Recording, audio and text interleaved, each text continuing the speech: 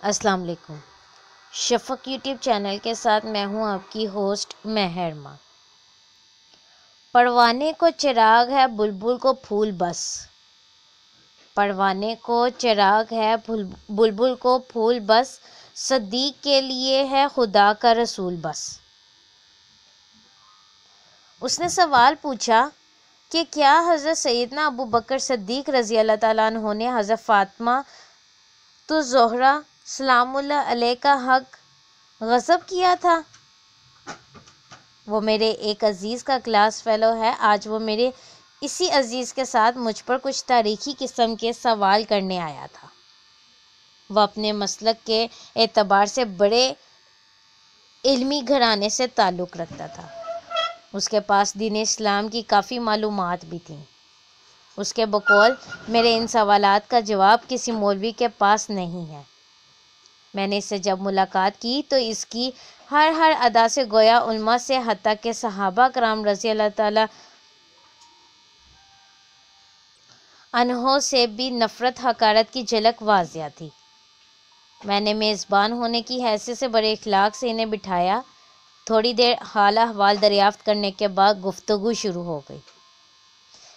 اس طالب علم کا پہلا سوال ہی بزم خود برا جاندار تھا، اور وہ یہ کہ تم حضرت سیدنا ابو بکر صدیق رضی اللہ تعالیٰ عنہ کو حضور نبی کریم صلی اللہ علیہ وآلہ وصحبہ وسلم کا خلیفہ کیوں مانتے ہو؟ ہم تو حضرت ابو بکر صدیق رضی اللہ تعالیٰ عنہ کو خلیفہ رسول اللہ صلی اللہ علیہ وآلہ وصحبہ وسلم اس لیے نہیں مانتے کہ انہوں نے سیدہ کائنات خاتون جنت حضرت سیدہ فاطمہ الزہرا سلام اللہ علیہ کو ان کا حق نہیں دیا تھا، بلکہ ان کا حق غصب کیا تھا۔ میں نے اس نوجوان اسٹوڈنٹ سے کہا، ذرا کھل کر بولیں، جو آپ کہنا چاہ رہے ہیں، اور اس حق کی وضاحت کر دیں کہ وہ حق کیا تھا۔ کہنے لگا، وہ حق باغ فدق تھا جو حضور نبی کریم صلی اللہ علیہ وآلہ وصحبہ وسلم نے وراثت میں چھوڑا تھا۔ وہ حضور نبی کریم صلی اللہ علیہ وآلہ وصحبہ وسلم کی صاحبزادی حضرت سیدہ فاطمہ الزہرا سلام اللہ علیہ کو ملنا تھا، لیکن وہ باغ انہیں حضرت سیدنا ابو بکر صدیق رضی اللہ تعالیٰ عنہ نے نہیں دیا تھا۔ یہ صرف میرا دعویٰ ہی نہیں بلکہ میرے پاس اس دعوے پر ہر مسلک کی کتابوں سے ایسے وزنی دلائل موجود ہیں جنہیں آپ کا کوئی عالم جھٹلا نہیں سکتا۔ یہ بات اس نے بڑے پر اعتماد اور مضبوط انداز میں کہی۔ مزید اس نے کہا کہ میری بات کے ثبوت کے لیے یہی کافی ہے کہ وہ باغ فدق آج بھی سعودی حکومت کے زیر تصرف ہے اور وہ حکومتی مصارف کے لیے وقف ہے۔ یہ اس بات کی دلیل ہے کہ آج تک آل رسول صلی اللہ علیہ وآلہ وصحبہ وسلم کو ان کا حق نہیں ملا ہے۔ اب آپ ہی بتائیں، جنہوں نے آل رسول صلی اللہ علیہ وآلہ وصحبہ وسلم کے ساتھ یہ کیا ہو، ہم انہیں کیسے خلیفہ رسول اللہ صلی اللہ علیہ وآلہ وصحبہ وسلم تسلیم کر لیں؟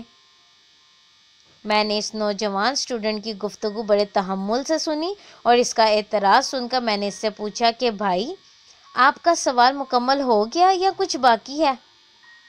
وہ کہنے لگا، میرا سوال مکمل ہو گیا ہے، اب آپ مجھے اپنے دلائل سے میرے سوالوں کے جواب دیں۔ میں نے عرض کیا کہ آپ حضور نبی کریم صلی اللہ علیہ وآلہ وصحبہ وسلم کے بعد پہلا خلیفہ کن کو مانتے ہو؟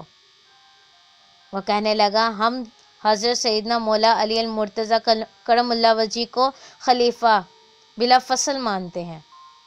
میں نے کہا کہ عوام و خواص کی جان و مال اور ان کے حقوق کا تحفظ خلیفۃ المسلمین کی ذمہ داری ہوتی ہے، نہ کہ کسی اور کی۔ نہیں، مجھے آپ پر، آپ کی تعلیمی قابلیت پر تعجب ہو رہا ہے۔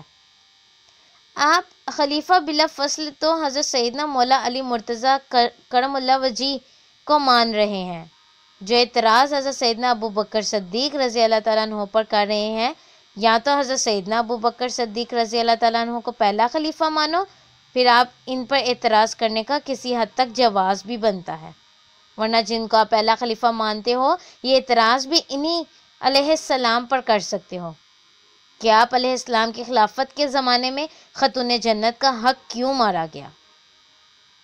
میری بات سن کر اسے حیرت کا ایک جھٹکا لگا، مگر ساتھ ہی اس نے خود کو سنبھالتے ہوئے کہا، جی بات درست یہ ہے، یا بات دراصل یہ ہے کہ ہمارے ہاں حضرت سیدنا مولا علی مرتضیٰ کرم اللہ وجہ کی خلافت ظاہری آپ کے خلفاء ثلاثہ کے بعد شروع ہوتی ہے۔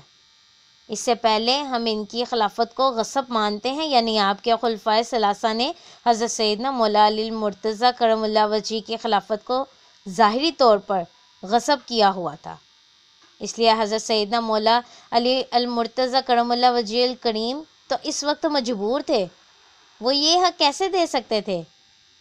اس کی یہ تعویل سن کر میں نے کہا، میرے بھائی، آپ نے میرے تعجب میں مزید اضافہ کر دیا ہے۔ ایک طرف تو ہمارے ساتھ آپ کا یہ عقیدہ ہے کہ حضرت سیدنا مولا علی المرتضیٰ کرم اللہ وجہ الکریم مشکل کشاں ہے۔ عجیب بات ہے کہ انہی علیہ السلام کے گھر کی ایک کے بعد دوسری مشکل آپ نے ذکر کر دی، یعنی ان علیہ السلام کی زوجہ محترمہ حضرت فاطمہ الزہرا سلام اللہ علیہ کا حق مارا گیا، لیکن وہی حضرت سیدنا مولا علی المرتضیٰ کرم اللہ وجہ الکریم مشکل کشا مجبور تھے، اور وہ مشکل کشا ہونے کے باوجود حضرت سیدہ فاطمہ الزہرا سلام اللہ علیہ کی مشکل کشائی نہ کر سکے۔ پھر ان علیہ السلام کا اپنا حق خلافت غصب ہوا، لیکن وہ خود اپنی مشکل کشائی بھی نہ کر سکے۔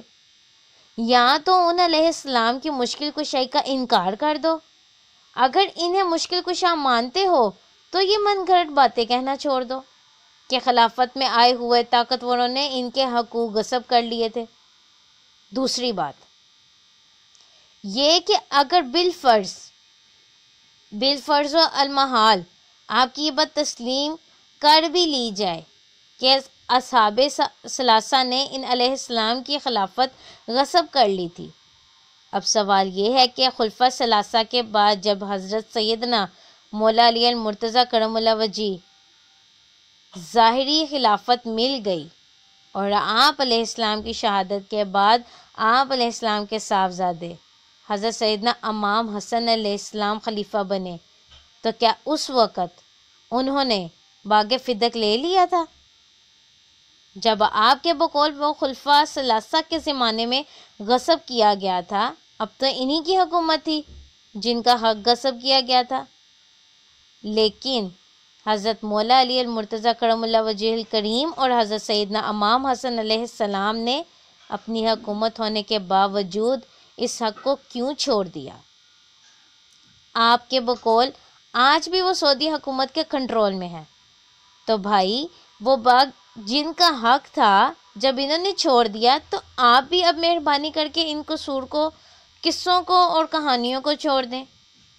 اور اگر آپ کا اعتراض حضرت سیدنا ابو بکر صدیق رضی اللہ تعالیٰ عنہ اور دوسرے دو خلیفہ حضرت سیدنا عمر فاروق رضی اللہ تعالیٰ عنہ اور حضرت سیدنا عثمان بن عفان رضی اللہ تعالیٰ عنہ پر ہے کہ ان کی ظاہری خلافت میں آل رسول صلی اللہ علیہ وآلہ وصحبہ وسلم کو باغ فدق کیوں نہیں ملا، تو یہی اعتراض آپ کا حضرت سیدنا مولا علی المرتضیٰ کرم اللہ وجہ پر بھی ہوگا کہ ان علیہ السلام کی ظاہری خلافت میں آل رسول صلی اللہ علیہ وآلہ وصحبہ وسلم کو باغ فدق کیوں نہیں ملا۔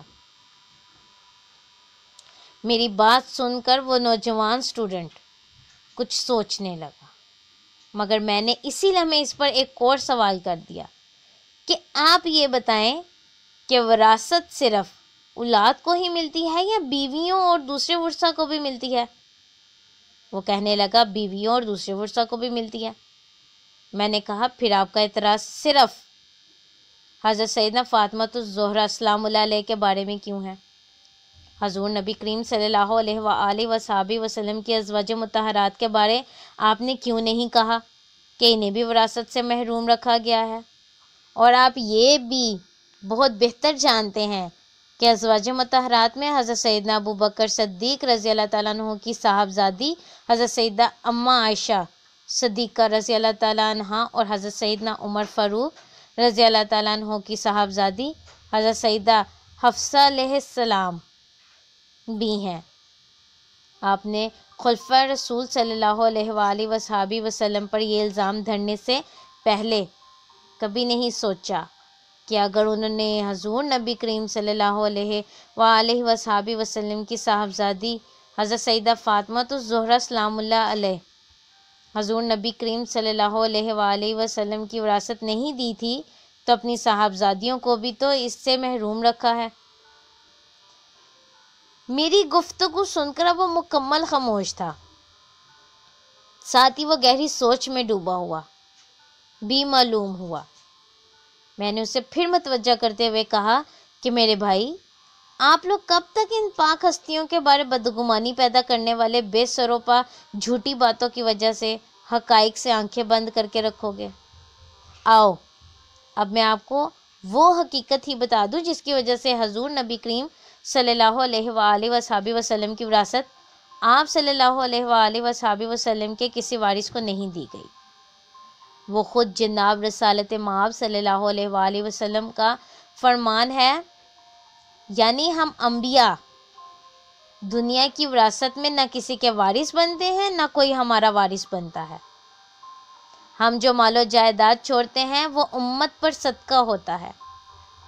میں نے اسے کہا میرے بھائی، یہ وہ مجبوری تھی جس کی وجہ سے حضرت سیدنا ابوبکر صدیق رضی اللہ تعالیٰ عنہ سے لے کر حضرت سیدنا عثمان بن عفان رضی اللہ تعالیٰ عنہ، حضرت سیدنا عمر فاروق رضی اللہ تعالیٰ عنہ، حضرت سیدنا مولا علی المرتضی کرم اللہ وجہ الکریم اور حضرت سیدنا امام حسن علیہ السلام تک کسی بھی خلیفہ نے باغ فدق آل رسول صلی اللہ علیہ وآلہ وصحبہ وسلم کا حق نہیں سمجھا، جسے لے کر آج آپ ان سب کے درمیان نفرتیں ڈالنے کی کوشش کر رہے ہیں۔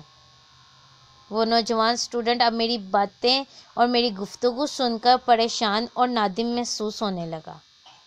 پھر انتہائی عاجزی سے اس نے مجھے دیکھا اور کہنے لگا، آپ کا بہت بہت شکریہ، آپ نے میری آنکھیں کھول دیں۔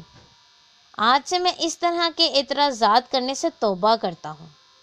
اب میں رب تعالیٰ سے بھی وعدہ کرتا ہوں کہ آئندہ میں رسول اللہ صلی اللہ علیہ وآلہ وصحبہ وسلم کے صحابہ کرام رضوان اللہ اجمعین کے بارے میں اپنی سوچ کو مثبت بناؤں گا۔ میں نے اس نوجوان کو مبارک دی اور ایک محبت سے بھرپور مان کو مصافحہ کیا، پھر وہ نوجوان شکریہ ادا کرتے ہوئے چلا گیا۔ ویڈیو کو غور و خوض سے سننے کی ضرورت ہے۔ بات سمپل ہے لیکن بات ڈیٹیل میں بتائی گئی ہے، دھیان سے سنیں، منطق سمجھ آ جائے گی۔ حضرت ابوبکر صدیق پر اعتراض کرنے والوں کے لیے یہ ویڈیو انتہائی سبق آموز ہے۔ اس طرح کی مزید اسلامی ویڈیو سننے کے لیے شفق یوٹیوب چینل کو لائک اور سبسکرائب کرنا مت بھولیں۔ شکریہ۔